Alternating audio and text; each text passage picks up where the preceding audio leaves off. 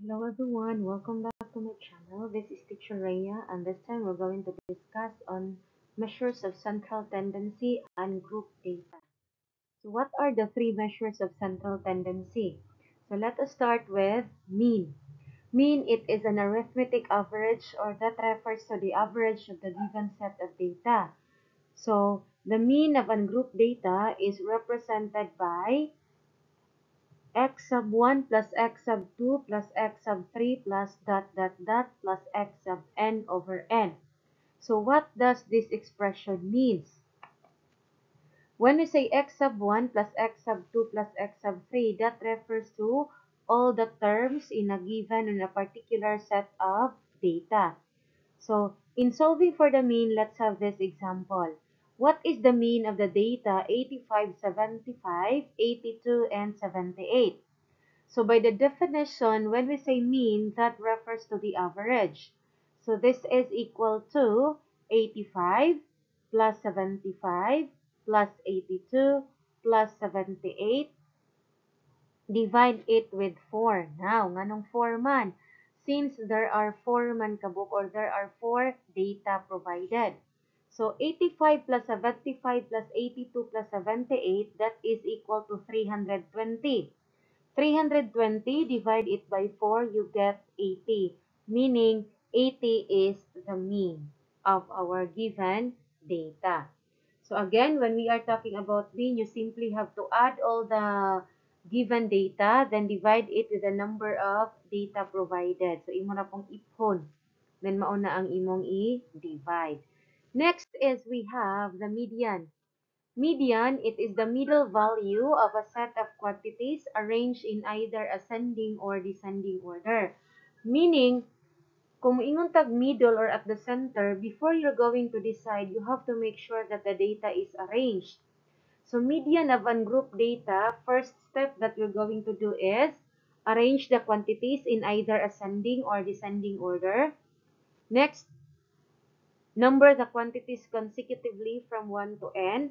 N meaning kung pila ka buok. So for example, there are 10 ka data, meaning imo siyang i-number 1 to 10.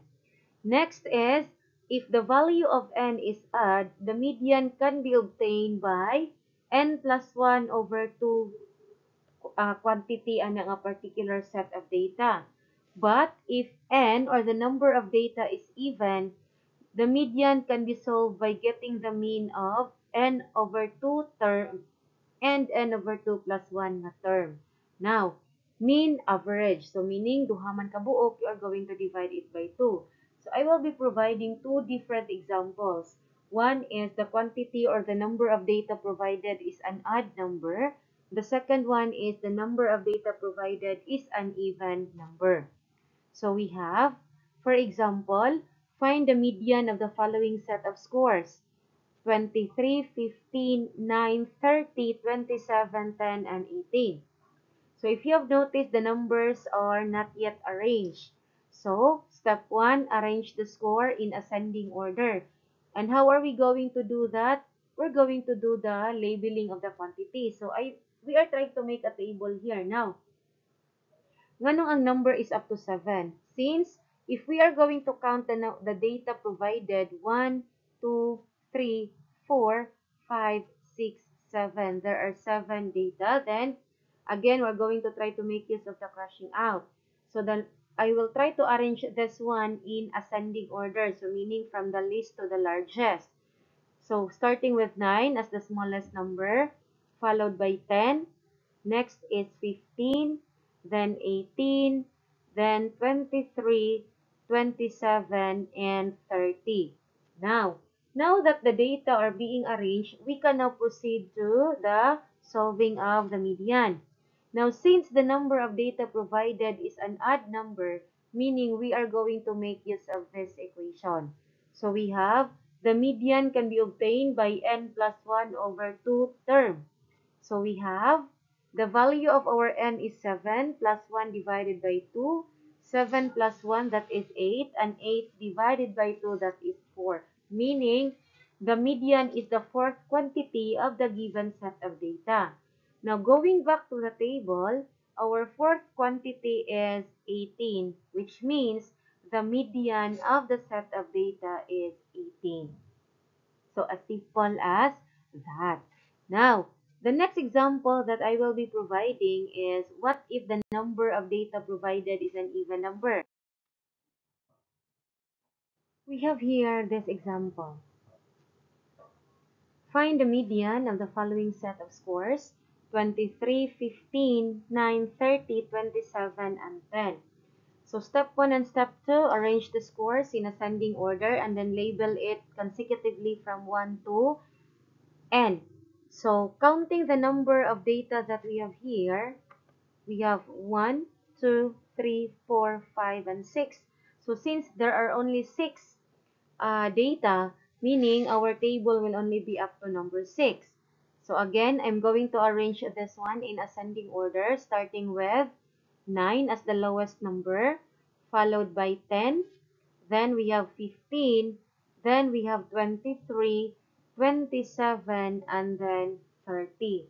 So meaning, now that the data are arranged in ascending order, we can now proceed to the solving of the median.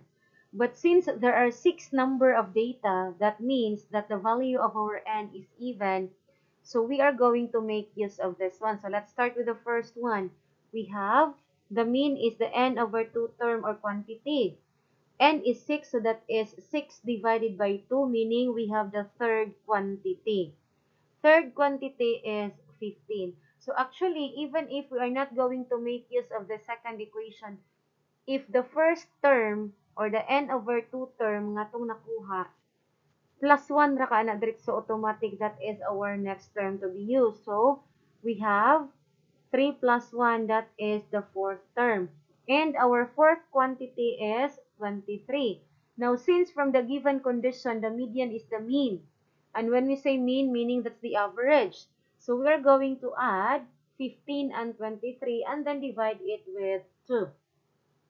And 15 plus 23 is 38. Divide it by 2, meaning the the median is 19. So the median is in between 15 and 23. So the thing that you have to remember when we are talking about median, make sure it is arranged in either ascending or descending order. Now we are down to the last measures of central tendency, which is the mode. So actually, according to some of the students, mode is considered as the easiest way to identify. You don't need to arrange, don't need to compute. All you need to do is identify the quantity with the most number of frequency or pinakadaghan nga particular data. So we have 3 or actually 4 types of mode. We have the unimodal is a set of data with only one mode. So for example, 11, 15, 13, 15, 14, 13, 15. And looking at the data, the number 15 or the term 15 has the most number of frequency, which means the mode is 15 because it has 3 frequencies or siya ang pinakadaghan na frequency. 13 is only 2 raman. So since kay nag-inusara man or solo flight si 15, that means 15 is a unimodal. Next, the second type is we have the bimodal. Bimodal is a set of data with 2 modes from the term bi, meaning 2. So for example, we have 89, 88, 89, 82, 82, 82, 89, 88, 82, 89. Okay, so obviously, looking at that one, we can say, oh, 82 has daghan. But since 82 and 89 has the same or equal frequency, that means, and they have the highest frequency also, that means we can consider two of them as our mode. So the modes are 82 and 89 with 4 frequencies. And ganun gitawag siya nga bimodal since there are 2 modes, si 82 and 89. Next is we have the trimodal. So from the term tri, meaning it is a set of data with 3 modes. So for example, 2, 4, 4, 5, 6, 6, 7, 8, 8, 9, 10. So we have 4, 6, and 8 have both or the 3 of them have 2 frequencies, which means we can consider the 3 of them as our modes. And since there are 3 4, 6, and 8, we call it the trimodal. And additional information is, if for example, a particular set of data is wala kay makit-an nga highest or all of them has equal frequency. So for example, 1, 2, 3, 4, 5, 6. So, tagsara. Only one term each. That is an example of an expression or of a set of data with no mode, walay mode. So, no mode na siya. Or, for example, yung kag 2, 2, 3, 3, 4, 4, 5, 5. So, meaning, pareha sila duha. So, walay nilamang, walay higher. So, that is also another example of a set of data with no mode. And for example, the mode of a particular set of data is 4 or more, we call it multimodal. Okay, so I hope you learned something from the video. Don't forget to subscribe on my channel. Wait for my next video, and that is about identifying the mean, median, and mode of group data. Bye-bye!